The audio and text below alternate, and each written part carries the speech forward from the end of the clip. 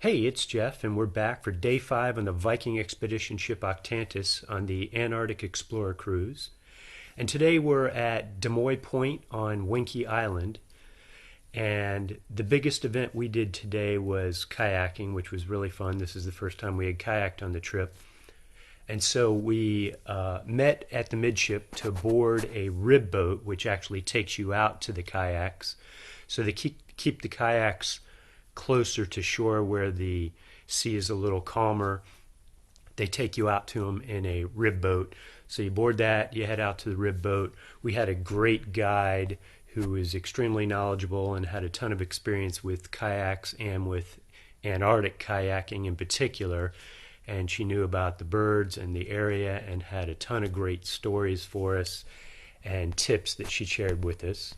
So how it worked once we got out to where the kayaks were being held was that this all happened out in the open water. The kayaks were brought up alongside the rib boat one at a time, and we transferred into them.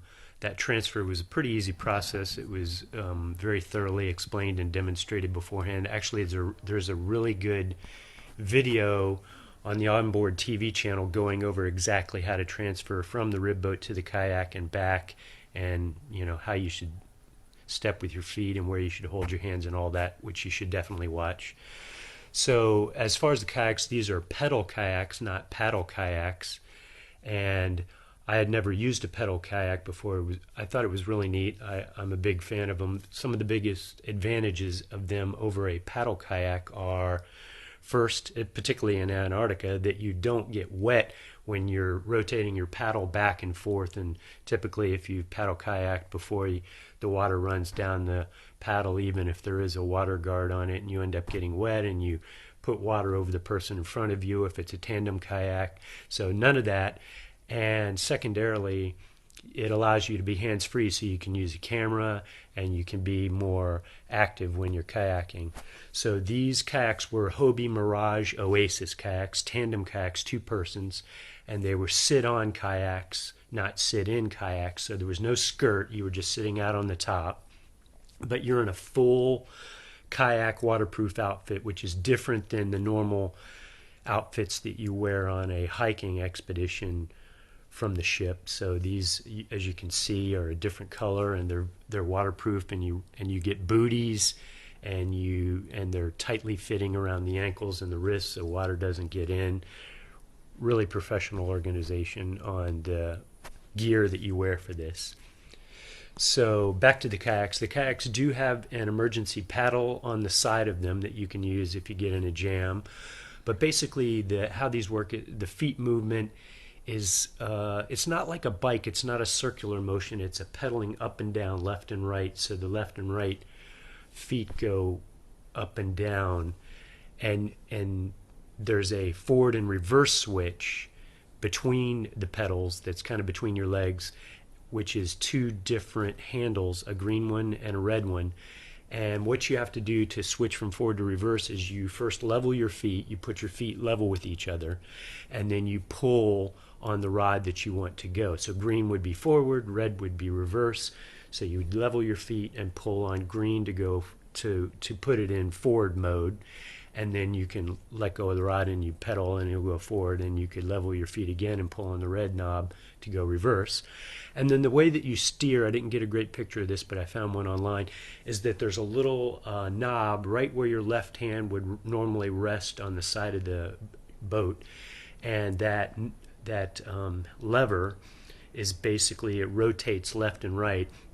And if you were to look at it like a clock, the normal straight ahead position is if the lever is pointing at 2 o'clock, which is a little odd, but so 2 o'clock would be straight ahead, and if you rotate the lever to the left or towards the 12 o'clock position, you would turn left, and if you rotate it right towards the 3 o'clock position, you would turn right.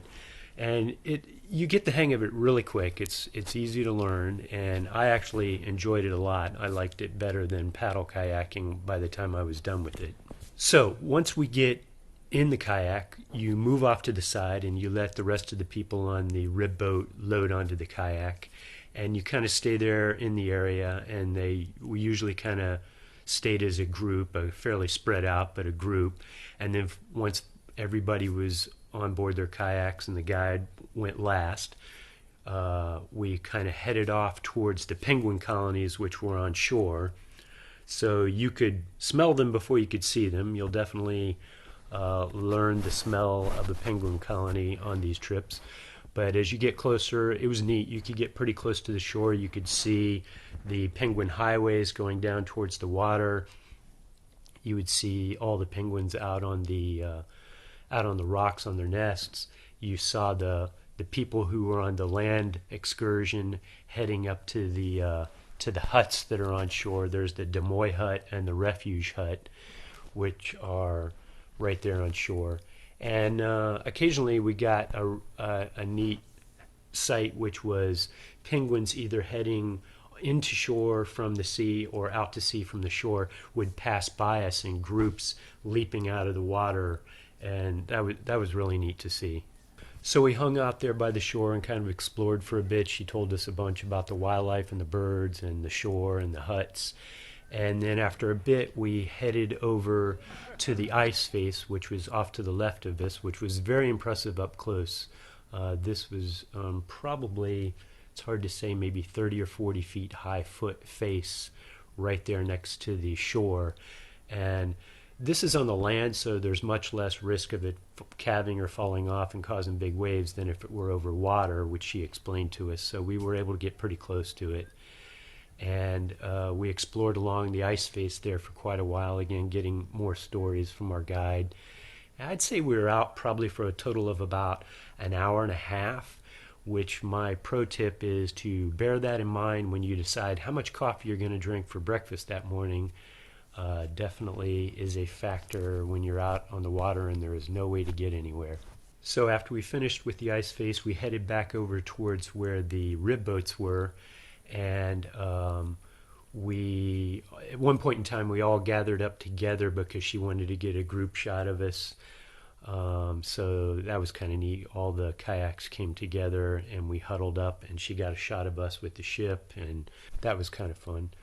And then we headed back to the ship. My wife and I decided to skip the shore visit to the huts that day because the kayak trip was a little bit longer than we expected, and we were very cold by the time we got done with it. It was a little windy and the water was a little rough, so we decided we were kind of tired, and we had seen everything from pretty close to the shore from the kayaks.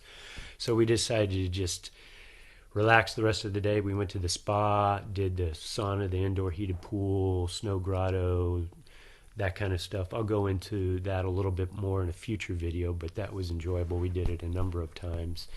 And then I'd say about 4:30 that afternoon, the ship headed out for some scenic cruising towards the next destination. We were originally going to go up, I believe it's called the Dania Channel, but the captain decided it was a little too windy for that. It was a narrow channel, so instead we headed out the way we came in through Borgen Bay and headed towards Hidden Bay. So we'll cover that on the next video. To get notified when new videos come out, you can just click subscribe at the bottom.